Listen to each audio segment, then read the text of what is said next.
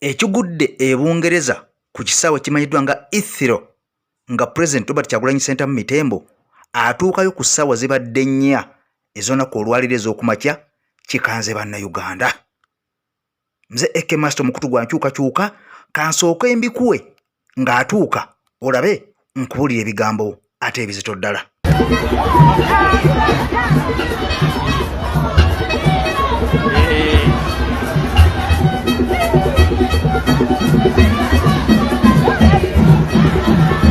Akadodi katandise temulowooza nti akadodi kali mbaale yokka anti mubalaba masanyu meereere mu byafaayo batugamba nti abantu b'Ebungereza be basinga okuteeka ssente mu structure sikinaako bukakafu but that's what we had.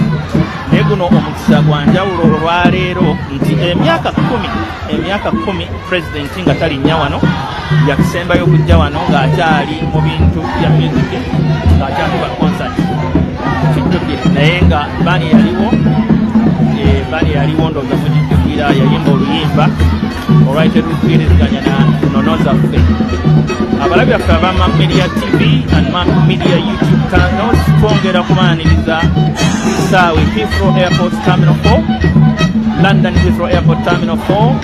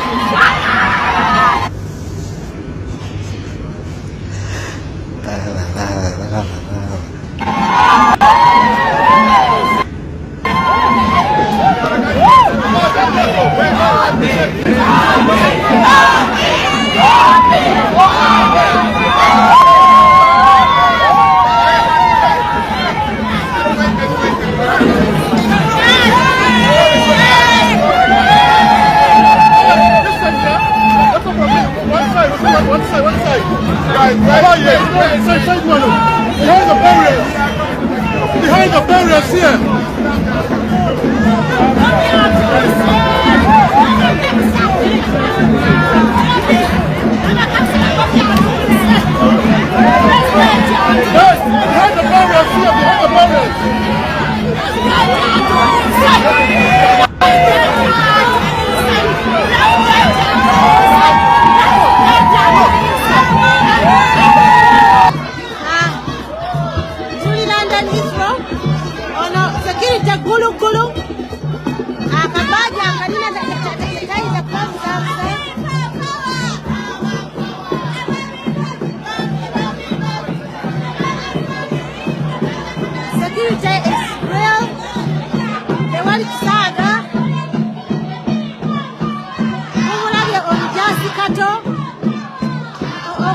Kyagulanyi kati wana kulyamu amaaso n'agajjamu n'agagaaya.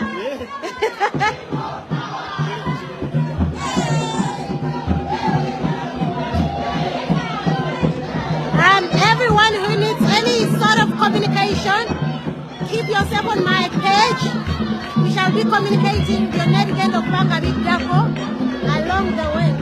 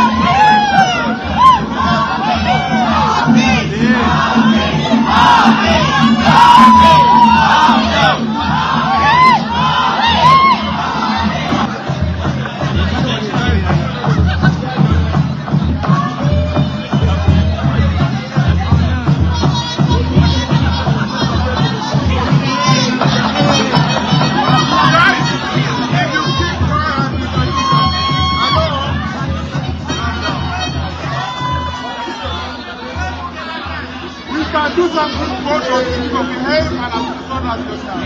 So if you can improve, you can take some photos. Otherwise, what are you going to do? You can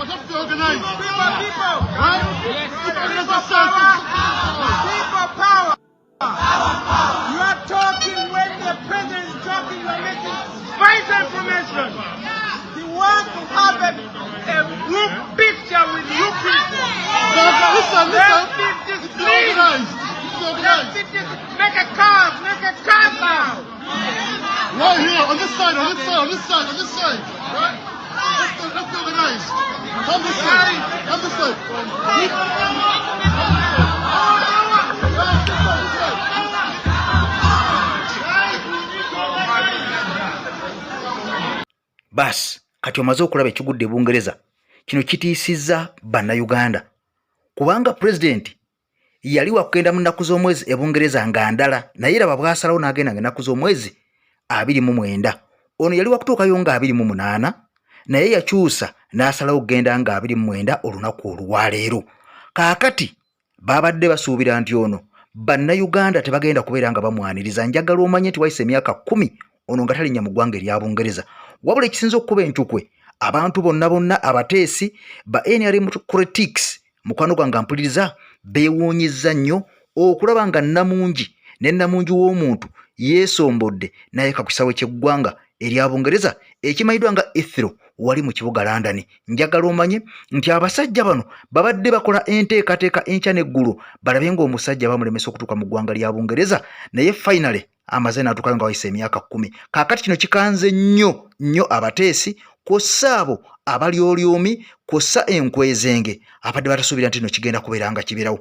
Kankusabe n'obwembe fidino sooka ogimpere ekigalo buli munnayuganda yenna waali agirabe, kubanga mulimu akatambi akazito ke nkuleetedde. Abasajja engeri gye basitukira mu byobugagga bya Uganda okuva mu myaka egya 1986 mpaka nakati nga banyagulula. Kaakati n'ebigambo genda kubeera nga obiwulira. Kasita video eno giwa ekigalo ompya ne nkusaba osubscribinge ku mukutu gwaffe gwa EKTV. Omukutu guno gwa nkyukakyuka gwa muntu eyanyigirizibwa yekka, oyo anyigiriza bannayuganda wano w'oli obeera wakyamu. Tuli ku bantu bokka abanyigirizibwa nga ne bannaffe bangi baawambibwa ne babuzibwawo naguno oguwaka nga tebaddangamu kulabikako. Tukyagenda mu maaso n'okubeera nga tubabanja. Kaakati nno mu mbeera eno mukwano gwange mpuliriza, njagala nsooke nkutwale mu bigambo bino ebizito ddala, naye nga president mu ggwanga erya Bungereza agenda kumalayo ennaku ntonotono asobole okubeera nga mukwano gwange amaliriza ebyo ebimututejjukira ono nti yali alina okubeera nga asinkana parliament y'eggwanga erya Bungereza, yalina okubeera nga asinkana katikkiro w'eggwanga erya Bungereza oba muyite prime minister amanyiddwa nga Sunaka, era yalina n'okusisinkana kabaka ow'eggwanga erya Bungereza amanyiddwa nga King Charles, era nga yalina okubeera nga asinkana cabinet ey'abaminisita mukwano gwange mpuliriza mu ggwanga lino erya Bungereza. Wabula tetumanyi kituufu kyennyini kubanga amawulire gano gakyukamu ne gabeera nga agakyuseemu ga munda nnyo, era baana abasisinkanye tujja kubeera nga tubakuwa, ne byana abaatuuseko tujja kubeera nga tubikuwa, kubanga kati yabifuula byakyama ng'amaze okumanya nti bambega bayitiridde mu ggwanga lino erya Bungereza kw'ossa Uganda n'amawanga amalala gonna mwakyala. Abasajja bangi baateekayo bambega ababeerayo okubeera nga bamubega n'okubeera nga balemesa emirimu gya National Platform okubeera nga kigenda mu maaso obulungi. Kati kankuwa katambi kano mukwano gwange wulira ebigambo bino ebitiisa ebyentiisa nga tutambula ne Hajimiti omusomi w'edduwa enamba yeeyo omukanako bukonyi gwa n'ekizibu n'akusomera edduwa. Kankutwale mu katambi wulire ebigambo ensimbi obutitimbe n'obutitimbe gye buzze nga bubbibwa okuva mu 1986 mpaka nakati. Ejja kuba mpanvu mu naye kigumire. February 1986 eyali general manager wa Uganda Airlines Ochola Latigo yayita ennyonyi yali emaze mu bbanga eddakiika 30 ekomewo emukime ye ne banne officials ba Uganda Airlines kubanga baali bagende Pakistan mu Karachi okuteesa ku by'okuddiza Uganda ennyonyi zaayo Boeing 2. Ssente w'omusolo bwetyo bwefa. Mu 1987 Nathan Basamunyo yabba mu 1987 yabba obukadde bwa Uganda 760 era teyasibwa. Ekyamugaana okusibwa kubanga yali ava mu famire ennene eyayambako Museveni okujja mu buyinza. Sebutemba 11 1986 waliwo okugula emmotoka za president neza president's office ngera zigenda okugulibwa minister w'ekiseera ekyo eyaliwo ebyokwerinda Grace Ibingira eyababuzaabuza n'abagamba nti Land Rovers eziva Spain zifaanagana ne Land Rovers eziva e Bungereza era zonna quality y'emu. N'abagamba ezo ssente zigenda kugula mmotoka ziva Spain kubanga eziva Spain ate zaakabeeyi kaliko wansi. Bagenda okukakana ng'omusajja abagulidde emmotoka kika kya Santana n'aziyingiza eggwanga lino. Era kibalirirwa okubanga mu 1987 obukadde bwa $8 bwabbibwa. Museveni bino ebintu yali abimanyiiko era naye akasente yagabana. Wakati awo mu byayogerwa Dr. Kizza Besigye yavaayo n'akozesa ebigambo bino mu Luzungu. Yagamba bw'ati, you cannot accuse the NRM government of corruption cause when we came we found corrupt society and we are dealing with the same people. Sikwewuunya Besigye okubanga twali tuyingira kalulu 221 waweebwa obuwumbi 7 okuva ewa Museveni mb'okole campaign era n'obeera nazibbanga nga toyogedde nga gwogamba mbu zaava mu basapoota bo naye singa zaali zaweebwa Kyagulanyi ebigambo byandibadde bingi. Okitegedde ekintu ekyo. Eriya Kategaya 96 mu Danze tax evasion scandal eno kampuni yali ya Museveni yennyini. Mu kukumpanya omusolo gw'eggwanga yabbiramu shillings obuwumbi 6 mu 1996 era wakati kati awo Museveni mu kuswala okunzi n'agoba Eriya Kategaya. Eriya Kategaya mu busungu obw'ekitalo kwe kweyunga ku Besigye nga ze ne bakola ekibiina kya FDC naye oluvannyuma yazzibwayo ngera omwana we waka kuba Eriya Kategaya nyiiganga agamba nti Museveni ye yali mu luko lw'okubba ssente naye mu buswavu ate yagobamu ye. Ekyo nkitadde. Ghost Soldier Scandal 2003 ezo ssente ezabbibwa zaali obukadde bwa Uganda 324 wakati mu lutalo awo nga balaga nti Uganda erina abajaasi we bati ennamba bweti naye nga abajaasi abo tebali baali ba Ghost Soldiers era obukadde 324 zabbibwa. Jim Muhwezi ono yabba ssente za UPE. Samu Kuteesa yabba ssente za kutunda Uganda Airlines ne bana abasajja nga bwe bataswala wakati mu kutunda Uganda Airlines yabba ssente naye n'asigala ne kusayo ky'ennyonyi Entebbe ngera yaddukanya emirimu ng'akozesa ekitongole kya NRC luvannyuma bagifudde ennaasi ndowooza kati ye Mezis obudde buno bali mu kubba bubbi ssente ya musolo. Valeddamu scandal 2003 wabbibwa obuwumbi 3 mu obukadde 5 era Dr. Specioza Wandera Kazibwe ye yali obudde obwo Minister wa Agriculture n'avaayo n'agamba nti dams gye ziri twazisima naye olw'okuba nti waliwo mu abataagala kuziraba era temuziraba abasobola okuziraba bo baziraba dams gye ziri. Omukyala bw'atyo bwe yakola ki bwe yagamba. 2005 Alex Komugisha Jim Muhwezi ne Michael Mukula babba ssente za Global Fund ezaali ziweereddwa Uganda obukadde bwa $7 nga ziyita mu bibiina eby'obwannakyewa. Kyokka zino ssente zaali za kujjanjaba kawuka ka siriimu abo baafa, okujjanjaba malaria ne bafa n'okujjanjaba tuberculosis. Era wakati awo gavumenti ya Switzerland n'ekyo ekitongole ekyali kitugendo tuwa obuyambi baasazaamu okuwa Uganda obukadde bwa $200,000 balamu abantu abafa nga bafudde sirimu akaseera ako nga tebafunye empeke za ARVs tebafunye bujjanjabi nga Jim Muhwezi azitutte, Michael Mukula azitutte ne Alex Komugisha bazitutte. Kyokka era 2007 Mike Mukulayo omu ne Alice Kaboyo babba ssente za Gavi Funds nga zibalirirwamu akawumbi kamu obukadde 809 eza Uganda nga zino zaali za kugema abaana 6 killer diseases. Naye Mukula agamba nti ssente ezo Janet Museveni, Jim Muhwezi ne Alex Kamugisa bazimanyiiko. To mention but few sagala nnyo kukola videos mpanvu ne lisiti endala ejja enkya.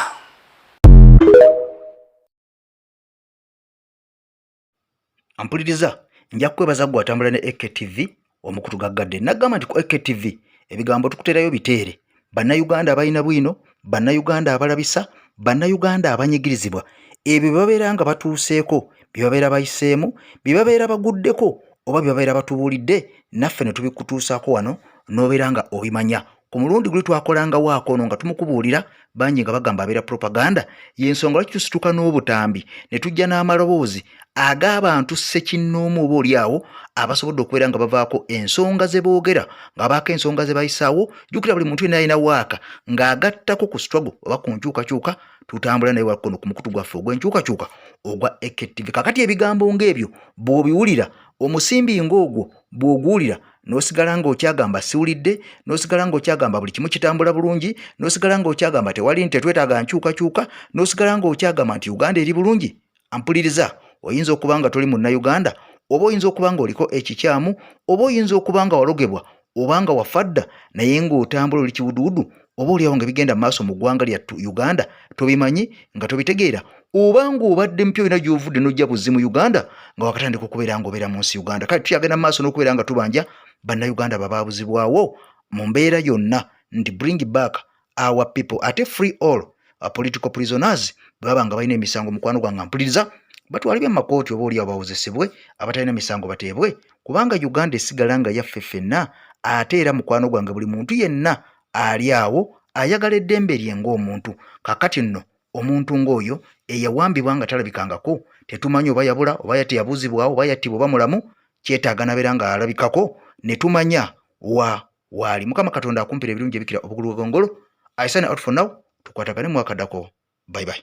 Nze Ajimiti omusomi w'ekitabo era omusomi w'edduwa. Nkozesa kyoto kino, ekyoto kino kiba kitagombolola. Lwaleero ku kyoto kuno kunnyambira abantu bange. Buli muntu yenna alina ekizibu kye, ojja ku kyoto kino n'osuula akabaani ne nkusabira. Buli alina ekizibu naddala mu abali e Bulaaya n'ompereza amannya.